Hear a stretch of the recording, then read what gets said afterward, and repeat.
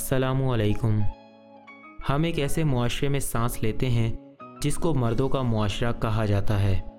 اس معاشرے میں جہاں کبھی مردوں کے حقوق کا بل پیش کیا جاتا ہے اور کبھی ان کو ہی سب سے بڑا غاصب قرار دیا جاتا ہے، مگر اس بات سے انکار نہیں کیا جا سکتا کہ عورتوں کے مقابلے میں مرد وہ ہستی ہے جو کئی وجوہات کی بنیاد پر دنیا کی سب سے خوش رہنے والی مخلوقات مانے جاتے ہیں۔ مرد کو شادی کے بعد اپنا نام نہیں بدلنا پڑتا، شادی کے بعد عورتوں کا سر نیم تبدیل ہو جاتا ہے، مگر مرد وہ خوش نصیب ہستیاں ہیں جن کا نام شادی کے بعد نہیں بدلتا، اور شادی کے بعد بھلے ان کی زندگی بدل جائے مگر ان کے نام کے ساتھ ان کے والد کا نام جڑا رہتا ہے اور اس کو کوئی تبدیل کرنے کی کوشش نہیں کرتا۔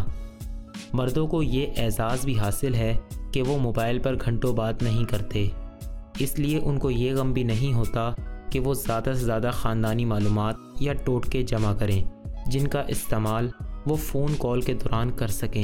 یہ ان کی زندگی کی خوشی کا ایک بہت اہم سبب ہوتا ہے۔ اگر ان کو یہ خبر ملتی ہے کہ انہیں کہیں چھٹیاں گزارنے کے لیے 5 دن کہیں جانا ہوتا ہے تو ان کی خوشی دیدنی ہو جاتی ہے۔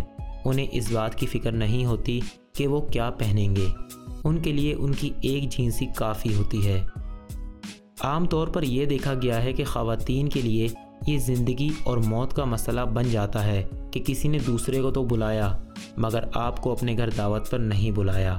اس بنیاد پر دوستیاں تک ختم کر دیتی ہیں، مگر مرد اس حوالے سے ہر حال میں خوش رہنے والی مخلوق ہوتے ہیں۔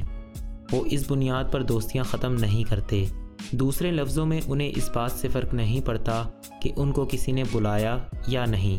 مردوں کو عورتوں کی طرح ہر تقریب کے لیے نت نئے ہیئر اسٹائل نہیں چاہیے ہوتے، وہ ایک ہی ہیئر اسٹائل کئی دہائیوں تک چلا لیتے ہیں اور یہ ان کی زندگی کو خوشگوار بنانے کا ایک سبب بنتا ہے۔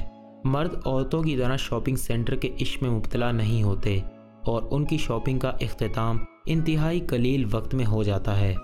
اس کے لیے انہیں گھنٹوں گھومنا نہیں پڑتا، وہ پہلی ہی نظر آ جانے والی دکان سے سب کچھ خرید لیتے ہیں۔